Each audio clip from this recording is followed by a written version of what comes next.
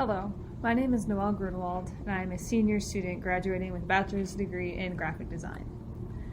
This project has been 6 years in the making when I made a decision that marked the beginning of my journey to this moment. I swore an oath to protect and defend the United States of America against all enemies, foreign and domestic. I mention this only to introduce the most substantial part of my identity, that of an Army veteran. In the months of training that followed my enlistment, I learned two very valuable lessons. One, that I was stronger mentally and physically than I thought possible, and that I commit with all my being. This has become a staple of my work, full commitment to an idea, even if that idea comes at the last minute or doesn't immediately work out. Second, I learned that I could teach myself to succeed in any skill if I pushed myself to keep trying. The second understanding became particularly important during my training as a helicopter mechanic, where I struggled to grasp the course content. Eventually, tools, torque, and techniques clicked, and I graduated top of my class. This experience instilled in me a love of working with my hands, and the standards of Army aviation maintenance instilled a new level of attention to detail in me, which makes me an attentive designer. The next pivotal moment came 3 years after my enlistment in March of 2020, when the world shut down for COVID. Studying graphic design online just served to emphasize the feelings of incompetence I already had. Prior to college, I spent nearly 3 years in an active duty status, living my life for the Army and being told what to do. The transition to making my own decisions was challenging, as was figuring out how to relate to non-military people again. When 2 months became more than a year of online school, I almost changed majors or transferred. Isolated, I latched on to a desire I'd always had. I began to teach myself music production and electronic music making. At the time, I was less than dedicated to my design work, so I spent my free time sitting in my basement watching countless hours of YouTube videos on how to produce music. That led to experimentation. Every single week, I'd make a new beat, many of them terrible. Music making and musical expression filled the need I felt to create in a way that was missing in my design coursework. This became an escape when I felt I was drowning, and it still is to this day. So what about design? While I wasn't failing my online classes, I was disappointed in the work I was producing. This design isn't objectively terrible, but it isn't the level of work I wanted to create. After struggling with online school and thinking about changing majors every minute of the day, I decided I needed to commit. I didn't sign a contract to study graphic design, but it was still important for me to see it through. If I could learn to be a mechanic and teach myself to produce music, I could become a competent designer. So the summer before senior year was dedicated to truly learning the Adobe suite and going back to the basics of design.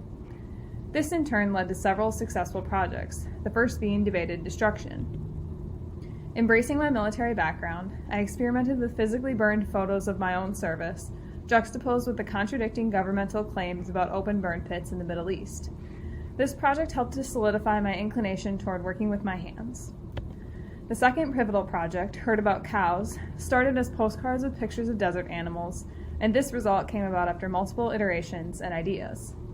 The visuals and form came together at the last minute, and I found myself enjoying the process of digitally manipulating photos and gathering facts, even when that process took me right up to the deadline. The final project that solidified my style is The Constitutional Right to Bear Arms Has Outlived Its Usefulness, a Debate. In this project, I designed page by page with no intended visual outcome other than a color scheme and typography. Breaking up the text as I went allowed me to be more spontaneous and experimental in designing and led to a book where each page is visually different. These projects built my confidence as a designer, and I felt competent for the first time. Fabian Ofner's work inspired me in this project. In Dancing Colors, he placed film over a loudspeaker and used tiny multicolored crystals to visualize the vibration of sound waves. The visual outcome he achieved made me want to replicate the project using my own music, which was challenging as I didn't know exactly what he used to make his images. Even with all the unknowns, I chose materials and set to work experimenting. Originally, I intended to use iridescent crystals, but found that they moved in a way that made them very difficult to photograph. After dismantling a speaker, I adapted Ofner's process, trading film for a balloon and crystals for multicolored confetti. Then I created a surround to contain the confetti and lined it with black paper. After watching the confetti move from above, I chose to take images from that vantage point. After setting up a tripod, I photographed the confetti as it moved and shifted through the length of each of 10 songs. Then I took half the photographs for each track and arranged them sequentially in a book. I added a colored musical timeline that mimics the arrangement of each track in Ableton Live, the music production software I use to produce each track. The colored lines on each page signify the presence or absence of each instrument in the mix. This combination of music production, visual art, my mechanical skills, and the trial and error process satisfied all parts of me: artist, musician, mechanic. Of course, I couldn't just let myself create a photo book, and I didn't want to make large prints of confetti photos, as neither form on its own would reflect my hands-on approach or experimental process. After creating the timeline in my graphic documentation of my work, I thought about other ways to fill space in a gallery physically. I latched on to the idea of creating LED light bars that shifted in color along with the musical timelines in the documentation book. Research, hours of YouTube videos, trial and error, and planning ensued. I found a method, purchased supplies, and dealt with a partial failure, resulting in returning things to Amazon and many notes to self. Almost every part of the setup had some sort of issue, from the lights, which I soldered in hopes of solving a flicker, to the power supplies, wrong voltage, to the DMX decoder, faulty color channels. Eventually, though, I had functioning lights. Little did I know, I would be doing research and changing components throughout the entirety of the process. With functioning, inconsistent lights, I set out to learn LightKey, a software program that would allow me to pre-program the lights to change without manual control using DMX protocols, a lighting standard traditionally used in stage lighting for music venues. Ironically, learning LightKey and programming the lights was easier than getting the lights to function properly, which I didn't anticipate going into the project. TJ O'Keefe is a Chicago-based industrial artist who installs similar colored light bars. In Light Bar 2, he uses static LEDs to create distinct sections of color, whereas in Axes, he creates intentional mixed color in 3 dimensions. His work is visually striking and heavily emphasizes the interaction and shapes of light. In contrast, my lights visualize the music I'm making through their movements and changes. The final element of this project is GIF-like videos containing every image of the moving confetti. The images in my photo book are completely static, highlighting a snapshot taken every 0.4 seconds of a song. The changes between each photograph are minimal, and the timeline gives some semblance of changes in the music, but in a very distant way. To both combat and lean into this distancing, I created extended GIFs set to each song. This provides another moving element that, with the light bars, gives viewers a sense of the composition of each song. Ultimately, the viewer will never actually hear the music involved in this project unless and until I choose to release it.